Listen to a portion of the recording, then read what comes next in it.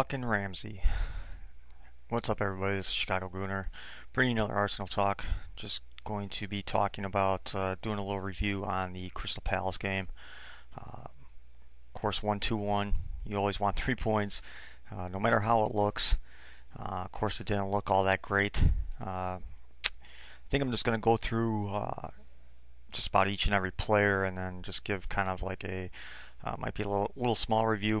Might not be saying too much about the player, but overall, just go by player, and then just give you my opinions and views and stuff of what I saw.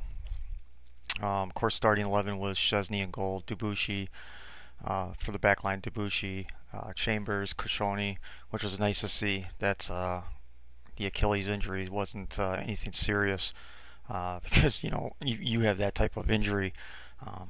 Anything to do with your Achilles, I mean, you can be out for a full year, especially with the healing time, and just get, it's almost kind of like almost like a leg break in a way if you tear your Achilles. So it's nice to see that he was out there today. Looked like he was, there was a couple times when he was tested. I'll just get into it when I get to him, but Gibbs, of course, at left back. The midfield was Jack Wilshere, Aaron Ramsey, Mikel Arteta, and then the front line was Alexis Sanchez, Sanogo, and Santi Cazorla. Starting off with Szczesny, I mean, he wasn't really tested that much, other than the one goal. That goal that was allowed should have never been allowed. Of course, everybody has their own opinions about the set pieces, and we don't go man on man. But it should have never happened because Koscielny, he basically let Hangerlin pretty much free. Alexis Sanchez was obviously the blocker to try to slow him down, or until he passes him off on either Koscielny or Chambers. But Koscielny just let him, get ahead of him, and then Sanogo missed. He just misplaced the ball completely. Let it go over his head. Just mistimed his jump. Everything about it was wrong, and of course, Szczesny couldn't make the save. It was a good header, of course. Right off the back of the head, aimed right at the far post. It's basically a perfect header. But other than that, Szczesny didn't really, he wasn't really challenged throughout the game. Crystal Palace had a few shots on goal, but they were all easy saves to make. There wasn't really much else about his game today that you could really talk about. Looked like he had a little bit of more command, especially on set pieces. Once that first goal went in, you could see him yelling at everybody and trying to get everybody in place. I think that's where we lose when Per Mertesacker is not in the side. We lose that leadership in our 18-yard box to help the guys out and to get them their placement right and where they need to be, and so we missed that today. And of course, it is first game. Everything's gonna not look as great as you want it to be. Of course, in that first game, of course, with the shortened preseason and all. So I'm sure they'll be working on that. They're gonna have to. They're gonna have to get better day by day and week by week and game by game to fix that type of stuff, because we just can't allow set pieces like that, especially against teams that park the bus against us, and they're relying on those set pieces more than we are. Of course, Debuchy, thought he played pretty well defensively. Played pretty well. He was really going after the ball, really trying to go after headers, trying to win. He looked strong too. There's a couple times where a few of the Crystal Palace players tried to outmuscle him, and they just really couldn't. So you could see his strength. A lot of people were saying that losing Sanya and his strength, it's going to be an issue. But Debuchy's pretty much like the same type of player, where he doesn't have that blistering pace to run down the sides, but he has the strength and the power to hold off defenders, or hold off the attackers, I should say,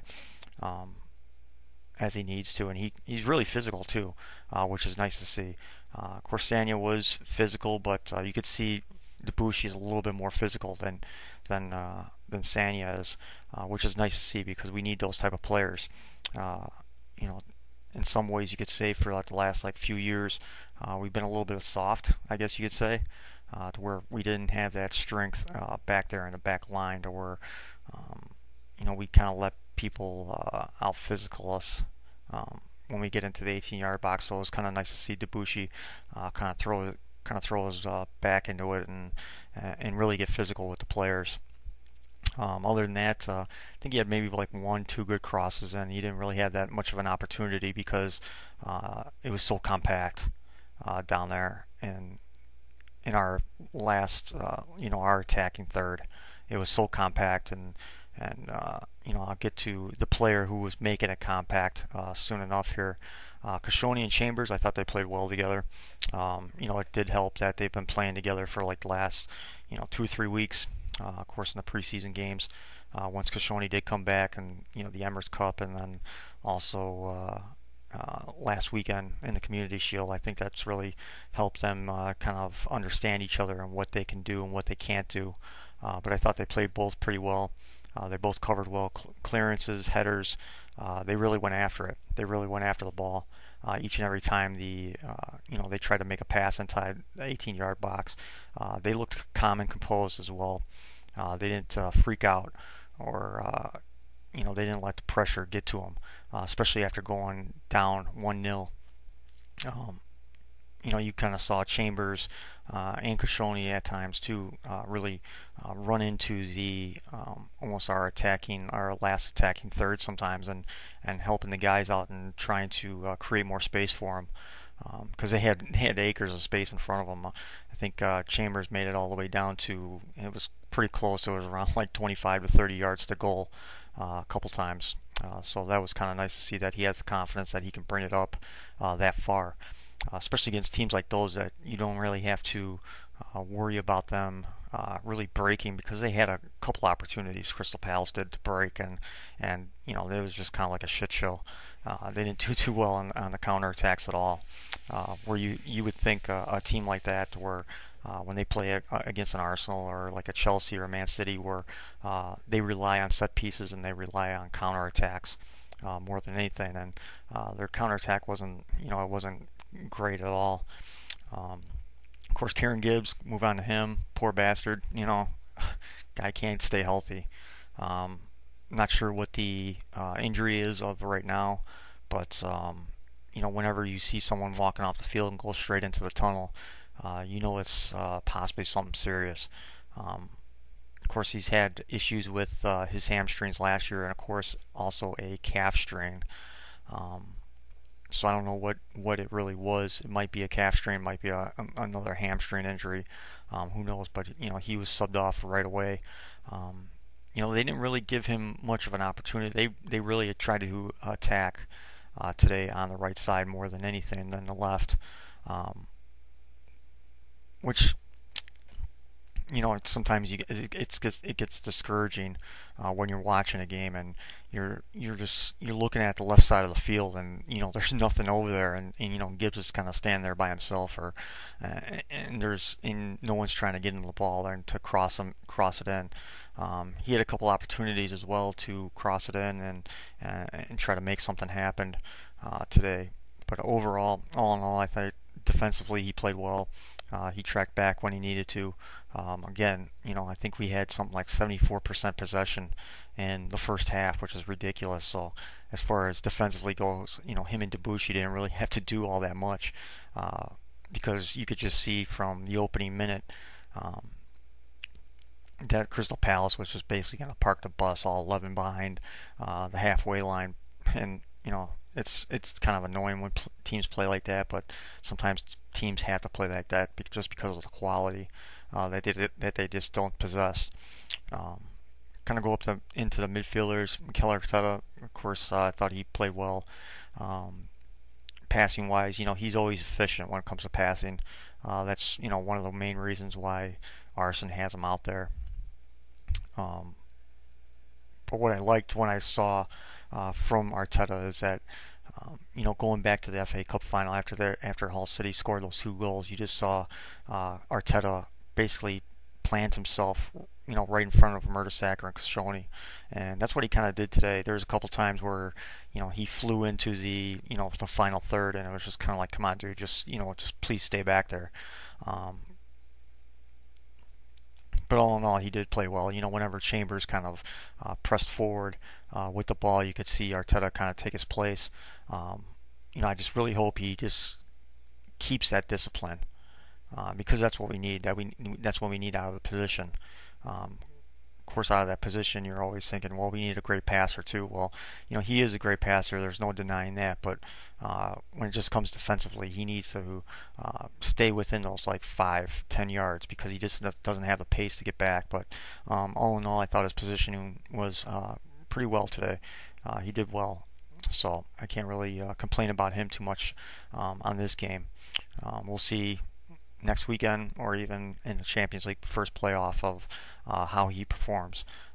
Who knows if he's going to be starting in that game? It might be Flamini. Who knows? But we'll see what happens of who's going to be playing in those games, especially against next week against Everton, which is a very important game. But Jack played okay today. There's a lot of times where he really tried to press the issue. He really tried to make that thin line pass, which didn't really, he was trying to make stuff happen. He was trying to be creative, but there was times where he just made kind of like a bonehead pass, or it just didn't look right. Sometimes he passed the ball when there's already two players on like Sanchez or Santi or even Sonogo, and I don't know what you expect out of the player receiving the pass when you already have two players surrounding you. It's pretty difficult to bring the pass in and then try to hand it off to somebody else, or try to pass it off to somebody else.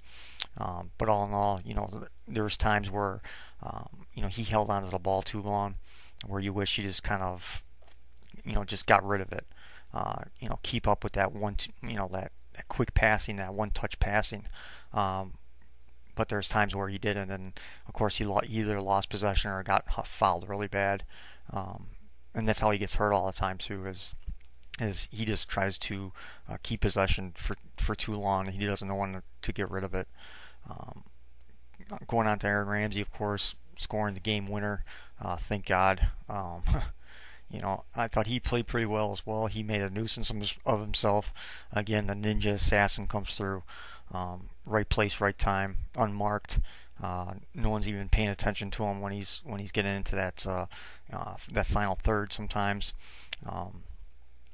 Again, though, he made some. Everybody did. Everybody kind of made the same mistakes throughout the game, where they gave up possession or they made a bad pass. No one was perfect today. No one was. But out of the midfielders, I thought Aaron had the best game out of the three. Even when Jack came off and Ox came on, but he had the best game to where, again, he gave away possession, but he didn't give away possession more than Jack or Santi did. To go on to him, he had a terrible game. If I had to even give him a rating, I would give him maybe like a 3, maybe a 4 at best. Probably more like a 3, because it was awful from start to finish. You saw last week in the Community Shield, you're thinking, man, I hope we can get Santi's form back from the 12 and 13 season. But when you look at the 12 and 13 season, he basically played in the number 10 role more than on the wings. He didn't really play on the wings at all in the 12 and 13 season, but now you're asking him to play on the wings, and he just doesn't look comfortable. He just doesn't look like he knows what he wants to do or where he wants to go with the ball. There's plenty of times too where, for whatever reason, he was all the way on the right side while Lexi was on the right side as well. And I was like watching the game, and I'm like, what are you doing on the right side? Because it's so congested with Debuchy and Sanchez, Sonogo, Ramsey, Jack. Everybody was on that right side. I was like, get yourself out of there, because you're not. He's plugging up holes in runs for other players, and players just couldn't make runs. There was a couple times where him and Alexi and him and Aaron ran into each other during the game, and it's like, what are you doing? He gave away the ball more than anybody. His passing was horrid today. Um, Again, he just didn't look like he was comfortable. He didn't look like he knew what he was doing. His set pieces, his corners were awful. There was no lift on him. There was no type of real velocity on it. It just didn't look like there was any intention of really getting into the box and giving our center halves or Sonogo or anybody a chance to head the ball or to make a play. Um, it was really frustrating to watch him, uh, and that he was kept on the field. I thought he should have been subbed off first. I thought that at one point that um, we were going to, go to a 4-4-2 and bring Giroud on and have Giroud and Sonogo work together and just bring Sandy out because, Jack had a better game than Santi did, but Jack was the one that was taken off.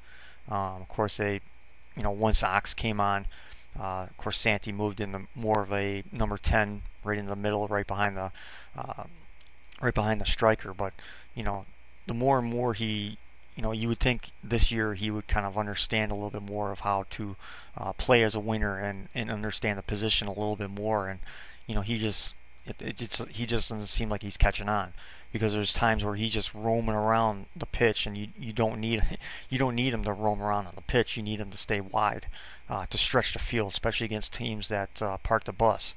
And he was just too old all over the field. The passing was horrible. He had like literally no vision out there today. So if like I said, if I had to give him a grade, he would definitely have like a D, or even just get a 3 out of 10, because that's how bad I thought he was today. I thought he was more of he was more of frustration, more of an irritation to be out there than he was helping the team. Um, Going on to Alexi Sanchez, again, not the greatest of games. Of course, it's his very first game in the Premier League. You could see that Crystal Palace was really going after him. You could see that they were targeting him, and every time that they could get even close to him, of course, he is only like 5'7", 5'8", but at the same time, they were really being physical with him. And I'll get into referee a little bit after I talk about the players, but they were pushing him around. They were knocking him. They were knocking him pretty good, and I thought the referee could have did a better job in the game as a whole. But again, there was a couple times where he did give the ball away. Again, bad passing by everybody, including Sanchez. But that set piece was beautiful. That set piece was right where it needed to be. Like I was talking about Santi, where he just didn't look like he had any intentions of sending it into the box and allowing his teammates to make a play on it. When Sanchez took that set piece that Koscielny leveled the game up with, he hit it high. He had beautiful curve on that thing. That thing curved like a motherfucker, and he gave an opportunity to one of his teammates, Koscielny, to make a play on it, and of course he did. He was able to, it was a perfect header. Again, right off the back of the head, perfect placement, everything. So that was basically like his highlight of the game. There was a few tricks and stuff that he'd pull off in early in the game, but I think once he finally really settled in, he was. He was trying to play more team-oriented and trying to just get the ball moving faster. There was a couple opportunities there for him when he made some runs that players just couldn't pick him out, or they either overhit him or they, or a ball got intercepted. But all in all, you can't really expect all that much from him. I think he might be the new scapegoat for the media to attack, which is unfortunate. But I think once Ozil comes back, I think once Theo comes back, that's when you're going to really see the best out of Alexis Sanchez. To go on to Sonogo, he didn't have the best games either. He was not active. He really didn't do much. Kind of much like Santi, he was kind of invisible for the first half. You didn't really see much of him. You really didn't see really didn't see much of anything from him. He was getting pushed around a lot. Of course, when you go up against a guy like Hangelin, and he's a veteran center half. He knows what the Premier League is. He knows what to get away with, what not to get away with. He knows how to be physical without drawing a foul. And you could see Sonogo getting pushed around a lot, especially in the 18-yard box. Um, and he really didn't make any type of really solid runs that I can remember. Um, Again, but on set pieces, it's not really his fault because Santi really didn't send it into the box for him to even try to make a play on. But all in all, I didn't think there's nothing that he did that really stood out. There's nothing that he did that made me say, okay, wow. There wasn't even one single play that I could say that he did anything, right or good or anything. So basically, I guess he was just average today. He was basically invisible. Um, because you could see, just by playing in today's game of how much there is still to learn from him for him. There's still a lot that he needs to work like on his body to become stronger, to get his feet right. Of course, you saw that when Giroud came on. When Giroud came on, you kind of saw the strength. You kind of saw his ability to hold off defenders. He made some good runs, especially on some crosses. Monreal made a perfect cross. Um, and of course, Giroud goes with his left foot instead of just trying to tap it with his right, which would have been the better foot to try to do it with. Um, but being left-footed, he's always trying to get it on his left foot rather than his right. Even though he's near post, it would be smarter if he would have went with his right foot rather than his left. But Monreal made a perfect cross inside the 18-yard box for Giroud to get on the end of it, and Giroud made a good run, but he was just he was just a hair off from catching it on his foot, unfortunately. Um, but again, you saw the difference between what a veteran striker looks like in Giroud than a newcomer like Sonogo. Um, you could see the difference in strength and power, and what kind of runs of identifying what type of runs to make, identifying what's going on, being aware of what his teammates are doing around him. So I thought Giroud had he was better than I thought Giroud was going to actually come on around the 50th minute or so. Again, like I said, I thought they were going to switch to a 4-4-2. I think they probably would have switched to it if we didn't score. Right as the first half ended with Koscielny's header, because we just couldn't get a shot on goal. We couldn't really do much. Again, like I said, players were kind of getting in each other's way. I thought once Ox came on too, I thought that was better. With him and Alexi, they really started to stretch the field a lot. Of course, with Ox's pace and his skill, he really he really helped it out that they could make more chances, and they started to get more chances as well during near like the end of the game because they were really pressing hard to try to get that winning goal. Of course, Aaron Ramsey's goal, that was it was a nice it was a nice set piece that was really sent into the box by Alexis Sanchez. Koscielny got his head onto it, then Giroud, and Debuchy tried to slam it in, and it got blocked. And of course, Aaron Ramsey was right place, right time for the game winner. And that's what we kind of need from our players. You kind of see that with like if you watch like a Man City game from last year, you saw players selling out. You saw players, regardless of where they were on the pitch, they were always trying to run at the goal because you never know what's going to happen. You always kind of, as a player, you're always thinking in your head, what if the goalkeeper parries it the wrong way? What if there's a rebound?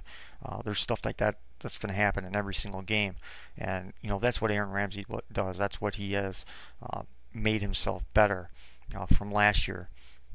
That he's starting to sell out and he's making those runs, and he's just taking advantage of mistakes that the other team is making. And of course, him being unmarked as well. I guess to go on to the referee, he didn't have a especially good game. He was letting a lot of things go. he was allowing Crystal Palace to be as physical as they probably wanted to. Shemek, I mean, he should have got a yellow card by the end of the first half easily, but I think he didn't get it until almost midway through the second half. Punching got, of course, red carded, and he was sent off late in the game, which I'm sure helped us to get that second goal, of course, because Crystal Palace brought somebody else on, and I think that kind of really um, kind of screwed up their organization a little bit because they were well organized. But as far as the referee went, I thought he let things go a little bit more than he should have, especially being the first game of the season, where players are still kind of ease their way back. Of course, with the World Cup and the shortened preseason, players are still trying to ease themselves back and to try to get in the way. Like I said, with Alexis Sanchez was getting pushed over a lot, Santi was getting pushed over a lot, Jack was getting pushed over a lot. He didn't really take an authority on the game. He didn't really try to control the game. To where the point, or like I said, like Crystal Palace was just being as physical as they could be. Also, the time wasting, especially in the first half, was ridiculous. Um, you know, the goalkeeper was just kind of standing there and standing there and standing there and standing there. Sometimes he held the ball for like 10 or 15 seconds before he let it go, and I believe that's against the rules. I think they could hold the ball up to about like 6 or 7 seconds, I think, is the actual rule. And of course, you saw Arsene Wenger complaining about it. You saw the players complaining about it, and the referees were doing nothing of the sort. They weren't trying to fix that until basically like the end of the game, when they finally started to tell the goalkeeper or whoever's taking long set pieces that they needed to hurry it up. Which is kind of ridiculous. You need, if a goalkeeper does that once or twice, you maybe let him get away with it. But after that second or third time, that's when you need to start saying, "Let's go," or get a yellow. Your choice. They didn't really do that. They didn't do that until the second half, which is ridiculous. So the game management by the referee I thought was very poor today. And again, like the physicality, I thought that was really poor as well. So again, but what can you expect? It's FA. These FA referees are they're nothing to hang your hat on for sure. And of course, you're never going to be held accountable for anything that they do either, because that's just how the FA runs their shit. And another thing I want to get into is when we play these. When we play these teams that park the bus, they're going to have all 11 behind the ball. They're going to be compact. They're going to be well organized, or at least hopefully be well organized. And I wish we wouldn't run what we run, which we have one striker. I wish we would switch to a 4-4-2 to have at least two strikers in the box at all times. Especially when we get into that final third, because when you're asking Sonogo or even Giroud to do it all by himself, and when he doesn't have that support, that's how you can beat. That's how you can beat teams that park the bus like that. When you have two strikers on the pitch, and when you have to worry about those two strikers, and then you also have to worry about the wingers. You also have to worry about the fullbacks pushing forward. You can get a lot more width. You can get the team that's hoping to be well organized to spread themselves out a little bit more, to open up lanes to run into, and open up space to run into, and you might have even a better opportunity when crosses come in to get your head on the ball, to get your foot on the ball, to make, who cares if it's an ugly goal? A goal is a goal, whether it's spectacular or it's ugly. It still counts as a goal. So I wish that Arsene would kind of look at these teams and how they're going to be just parking the bus for 90 minutes. And, I wish he would go to a 4-4-2, to where you might have like a Giroud and Sanchez up front, and then you have like of course, like a Walcott and an Ox on the wings, and you have Ozil as the attacking midfielder running the show, again, you might be sacrificing Aaron Ramsey maybe possibly against these teams, but again, you could still have Aaron Ramsey on the pitch and he can be the de facto DM, much like a Patrick Vieira type, to where he plays defensively, but he can also run up into the attacking third and go unmarked or make a nuisance of himself and just try to take another player that's in the box away from and making a space open for somebody else. Um, you can still have the same like back four and everything like that, but um, you know having those two strikers and spreading out the field a little bit more, having that support inside the box. Even if you do a Giroud and Sinogo type, you have two big bodies inside that attacking third or inside that 18-yard box. Those fullbacks can just do crosses for days, and eventually some of them are going to go in. So I think they need to switch that up a little bit, because the one striker against teams that park the bus, it's difficult. Um, I think everybody kind of thought even before this game that they are going to park the bus and it's going to be difficult for us to score. I thought we would score a little bit more. Coming off that Community Shield game, of how great we looked in that Community Shield game, and how almost easy it looked for us to score those 3 goals that we did, and we were just having a difficult time against a bottom half team who parked the bus. Again, I'm not going to take anything away from them. They were well organized. They knew what they were doing from start to finish. But again, if you switch up your formation and you go to that 4-4-2 or even some type of other formation that allows 2 strikers in at the same time, I think a lot of things will change though once Theo comes back. I hope to God that I like Sandy. He's a great player, but again, we could play him on the wing here and there, but I think he should just be Ozil's backup, and that's it. You can find him games, you can find him minutes, whether it's domestic league cups or a random Premier League game here and there, maybe even a random Champions League game, whatever. But I think we need, when we play teams like that too, it's so important to have actual winners who know what they're doing and know how to create space and know how to, because you saw Sanchez a lot. He was basically almost right on the touchline a lot, and that's what you're supposed to do against a team that parks the bus. To spread them out as far as possible. Him and Debussy were really on that touchline almost like the entire time.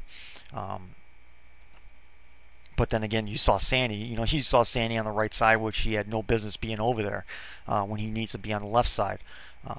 And when you do that, it just creates so much congestion that there's nothing you can do. So I hope when Theo comes back that he gets integrated into that side. It's either him or Ox that has to play that left wing, or unless they're going to push Sanchez over there and then have Theo play on the right or the Ox play on the right. But I think that's what they should do. If you have winners, if you have actual true winners healthy and available, you need to play them. Again, Sandy's a great player, but again, he doesn't have that form that he did when in the 12 and 13 season. I don't know what's happened to him. It's probably because of the position change. He's probably just not comfortable. He probably doesn't like it, but he's going to take one for the team, and he's going to go out there and play as best he can. But again, he just doesn't look comfortable like he can do it on a game-to-game basis. So I think they really need to just make him Ozil's backup, and that's it. And it'll be great for both of them because they can get their proper rest and they can get their time off that they need. They can get a week off here and there that they deserve. There's going to be enough games to be played in the season.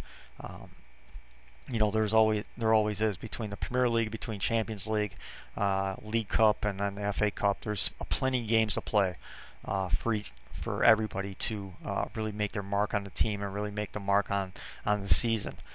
So I hope when Theo does come back, it's Theo on the left, Sanchez on the right, and that's the end of the story. And then of course their backups would be Podolski, Campbell.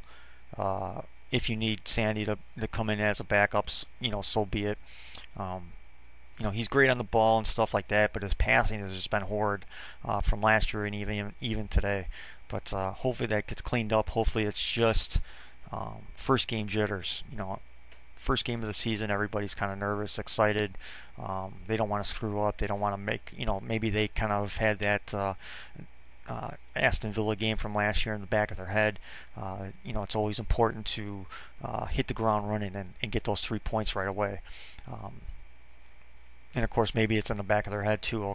Okay, we have a Champions League playoff game coming up. Then we have Everton, next week, and a lot of things play into the factor. And of course, again, the shortened preseason, the World Cup, everything combines into one.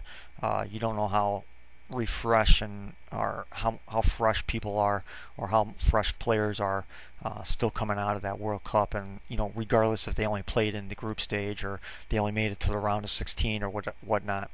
So hopefully they clean that up. I mean, if you kind of compare it to last year, they almost kind of looked the same when they played against Aston Villa last year. They had a lot of possession, but they just didn't really do much with it. It wasn't until that second game of the season when they played Fenerbahce in the first playoff game where the light bulb finally clicked. So hopefully by the first Champions League playoff game, especially next weekend. Next weekend is a huge game against Everton, and I'll probably do a video talking about that, and probably after I do some type of review on the first Champions League playoff game. But that'll be on Tuesday, so hopefully Tuesday or Wednesday I'll have something out for that, and of course the upcoming game against Everton. So hopefully it's just first game jitters. People are just still trying to get their feet wet, still trying to get comfortable, still trying to get fit, and yeah, 3 points is 3 points. Still happy overall, but again, there's a lot of things to work on. It's a long season. It's nothing to be up in arms about, and nothing to be screaming about. Especially this early in the season. Of course, if they start playing like that, and in November and December, that's when you have to start screaming. But all in all, great game, 3 points, and Arsenal is on top. And that'll be it. Later.